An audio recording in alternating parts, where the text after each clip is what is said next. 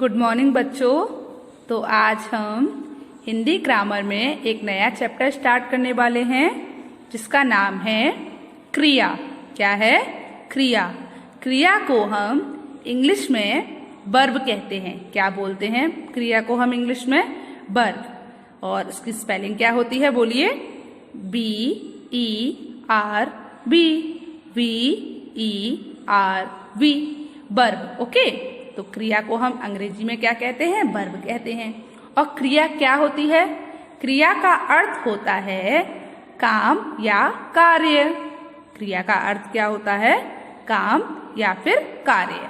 तो कार्य कैसे? मतलब कोई भी काम, किसी भी काम को करना या फिर होना, हम क्या होता है जब हम कोई काम कर रहे होते हैं तो क्या होती है? क्रिया होती है।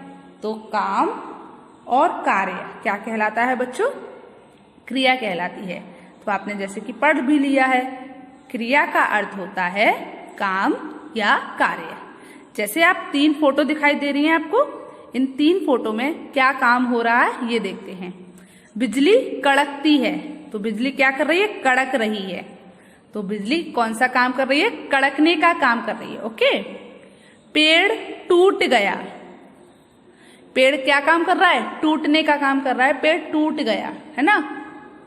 चलिए 3rd फोटो में मोर नाचता है, तो मोर नाचने का काम कर रहा है। ओके। जैसे कि आपने फोटो देखी, यहाँ पर ये बिजली कड़क रही है ना, तो जो बिजली है वो कड़कने का काम कर रही है। इस फोटो में आपने क्या देखा कि ये पेड़ है, ये टूट गया है ना। तो ये पेड़ किस चीज का काम कर रहा है? टूटने का काम कर रहा है। इस फोटो में आपने क्या देखा? ये जो मोर है वो क्या कर रहा है? नाच रहा है। तो मोर कौन सा काम कर रहा है? नाचने का काम कर रहा है। तो जैसे कि आपको मैंने सेंटेंस में भी समझाया। चलिए आगे देखते हैं। तो आगे क्या है बच्चों? यहाँ कड़कती है, टूट गया तथा नाचता है। यहाँ कड़कती है, टूट गया तथा नाचता है से किसी कार्य के होने का या करने का पता चलता है। यहाँ पर जब ऐसे शब्द लिखे हैं, कड़कती है, टूट गया, नाचता है, इससे किसी कार्य के मतलब किसी काम के होने का या फिर करने का पता चल रहा है। मतलब कोई काम अपने आप हो रहा है या फिर कोई काम, किसी भी काम को कोई व्यक्ति कर रहा है, कोई भी चीज किसी भी काम को कर रही है। ओके। जैसे यहाँ पर मोर नाचता है, तो मोर कर रहा है ना उस काम को, मोर नाच रहा है ना। यहाँ पर पेड़ टूट गया, तो पेड़ अपने आप टूट गया ना। बिजली कड़कती है, तो बिजली अपने आप कड़कती है कि कोई उसे कड़का रहा है जबरदस्ती? नहीं ना। तो यहाँ पर किसी भी काम को करने या होने का पता चल रहा है। चलिए आगे देखते हैं। बिजली कड़कती है। बिजली कड़कना एक तथ्य है। क्या है? बिजली कड़कना एक तथ्य है, मतलब सबको पता है बिजली कड़कती है। पेड़ टूट गया, पेड़ टूट गया। पेड़ टूटना क्या है? एक घटना है। पेड़ टूटना क्या है बच्चों? एक घटना है। मतलब एक एक्सीडेंट हो गया, एक इंसिडेंट हो गया है कि क्या हो गया? पेड़ टूट गया। तो यहाँ पर टूट गया, पेड़ टूटना क्या है? एक घटना है। ठीक है। मोर नाचता है, कार्य अथवा काम है। और मोर नाचता है, ये क्या है? काम है या फिर कार्य है। ओके। चलिए देखिए, कड़कती है, टूट गया तथा नाचता है, क्रिया शब्द है। तो कड़कना, टूटना और नाचना क्या है बच्चों? क्रिया शब्द हैं। तो अब हम क्रिया की डेफिनेशन देखते हैं और आगे के कुछ सेंटेंस भी देखते हैं। चलिए, तो क्या है देखिए। क्रिया वह शब्द है जो किसी काम, तथ्य या घटना का ज्ञान कराता है। क्रिया कौन सा शब्द है? वह शब्द है जो किसी काम, तथ्य या घटना का ज्ञान कराता है। तो क्रिया वह शब्द है जो किसी काम का, तथ्य या घटना का ज्ञान कराता है। क्रिया वह शब्द है जो किसी काम, तथ्य या घटना का ज्ञान कराता है। ओके। चलिए आगे देखिए। कुछ अन्य क्रियाएं देखिए। पढ़ना, लिखना, खाना, खेलना, ये सब काम है। ये जो बच्चा है ये क्या कर रहा है? पढ़ रहा है। तो बच्चों देखिए, ये जो पढ़ना है, ये बच्चा जो पढ़ रहा है, पढ़ना क्या है? एक काम है। ये बच्चा क्या कर रहा है, ये लिख रहा है। तो लिखना क्या है, एक काम है, वो एक काम कर रहा है ना। तो जैसे अभी मम्मी ने पूछा तुम कोई काम कर रहे हो, हाँ मैं लिख रहा हूँ, आप बोल देते हो ना। तो लिखना क्या है, एक काम है। ये जो लड़का है ये क्या कर रहा है, ये खा रहा है। तो खाना एक काम है। ये लड़का क्या कर रहा है, ये खेल रहा है। खेलना क्या है, एक काम है। तो ये पढ़ना, लिखना, खाना, खेलना, ये सब क्या है बच्चों, ये सब क्रिया हैं। अब आप भी तो पढ़ रहे हो और आप मेरी बातों को सुन भी रहे हो। तो सुनना क्या है, सुनना भी एक काम है। देखना क्या है, देखना भी एक काम है। आप वीडियो देख रहे हो ना, तो देखना भी क्या है, एक काम है। ओके, और सुनना भी एक काम हो गया, देखना भी एक काम हो गया। अब जब आप भी अपना वर्क लिखोगे तो लिखना क्या है, एक काम है। आपको समझ आया? तो किसी भी काम को जब हम करते हैं तो क्या है, एक काम है। चलिए आगे चलते हैं। कूदना, देखो ये लड़का है, ये क्या कर रहा है, कूद रहा है। तो कूदना क्या है, एक काम है। ये लड़का कौन सा काम कर रहा है, दौड़ रहा है। तो दौड़ना क्या है, एक काम है। ये वाला बच्चा जो है वो क्या कर रहा है बच्चों, तैर रहा है। तो तैरना क्या है, एक काम है। ये क्या कर रहा है, ये हंस रहा है। तो हंसना क्या है, एक काम है। जैसे कि मैंने आपको बताया था, आप वीडियो को देख रहे हो तो देखना क्या है, एक काम है। आप वीडियो में सुन भी रहे हो ना, तो सुनना क्या है, एक काम है। और आप वीडियो को देखकर क्या कर रहे हो, पढ़ रहे हो। तो पढ़ना क्या है, एक काम है। ओके, तो कूदना, खेलना, पढ़ना, देखना, हंसना, रोना, नहाना, ये सब क्या है बच्चों, काम है। ओके, मतलब ये क्रिया है। चलिए आगे देखते हैं। अब क्या है बच्चों, क्रिया के भेद। क्रिया के कितने भेद होते हैं, क्रिया के 2 भेद होते हैं। कौन कौन से, सकर्मक क्रिया, अकर्मक क्रिया। क्रिया के कितने भेद होते हैं, क्रिया के 2 भेद होते हैं, सकर्मक क्रिया और अकर्मक क्रिया। तो बच्चों देखिए क्या होती है सकर्मक क्रिया। सकर्मक क्रिया जिन क्रियाओं के साथ कर्म का प्रयोग किया जाता है, जिन क्रियाओं के साथ कर्म का प्रयोग किया जाता है उसे सकर्मक क्रिया कहलाती है। सकर्मक क्रिया कहलाती है मतलब क्या, जिन क्रियाओं के साथ कर्म का प्रयोग किया जाता है सकर्मक क्रिया कहलाती है। जैसे सेब जंगल में रहता है। बच्चों ये सेंटेंस गलत है, ये हमारी सकर्मक क्रिया का सेंटेंस नहीं है। ओके, ये मैं आपको पहले ही बता देती हूँ। अब समझाऊंगी तब मैं आपको बताऊंगी क्यों नहीं है। जो सकर्मक क्रिया होती है उसे किसी भी कर्म की जरूरत होती है, मतलब किसी ऑब्जेक्ट की जरूरत होती है, ठीक है। और जब हम उससे कोई प्रश्न पूछते हैं तो जो उसका आंसर होता है वो क्या और किसको या किसे में आना चाहिए, ठीक है। उसका जो आंसर है वो क्या, किसको या किसे में आना चाहिए।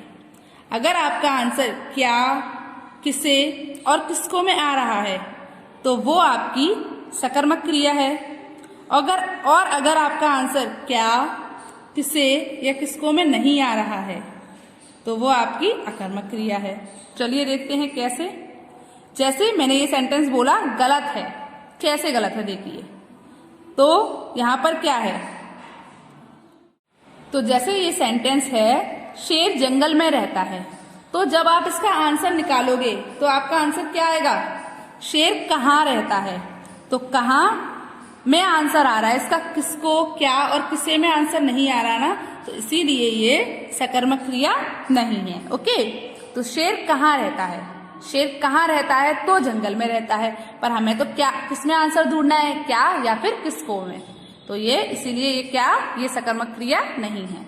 चलिए सेकंड सेंटेंस देखते हैं। पिताजी पढ़ रहे हैं। अब अगर हम पिताजी पढ़ रहे हैं, ठीक है, तो क्या पढ़ रहे हैं, अखबार पढ़ रहे हैं। अब आपने यहाँ पूछा पिताजी पढ़ रहे हैं तो क्या पढ़ रहे हैं, अखबार पढ़ रहे हैं ना। अब आप थर्ड सेंटेंस भी देखते हैं। मेरा कट गया, क्या कट गया, हाथ कट गया। मेरा कट गया, क्या कट गया, हाथ कट गया।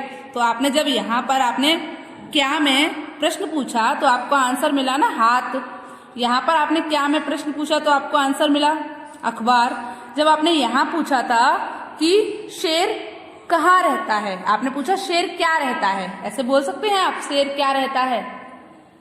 इसीलिए ये क्या हो गया, रॉन्ग हो गया। अगर हम पूछ लें शेर क्या खाता है? अगर हम क्या पूछ लें, शेर क्या खाता है, तो आप बोल सकते हैं शेर मांस खाता है। अगर हम इस सेंटेंस को काट देते हैं और यहां पर लिख देते हैं कि शेर मांस खाता है, शेर मांस खाता है। तो बच्चों अब देखिए शेर क्या खाता है? शेर मांस खाता है। तो यहां पर आप देख सकते हो, अब हमारा आंसर किस में आ रहा है? क्या में आ रहा है। बट क्या हमारा आंसर यहां पर भी क्या में आ रहा था? नहीं आ रहा था ना। तो इसीलिए ये वाला एग्जाम्पल क्या था? गलत था। और ये वाला एग्जाम्पल क्या हो गया? सही हो गया।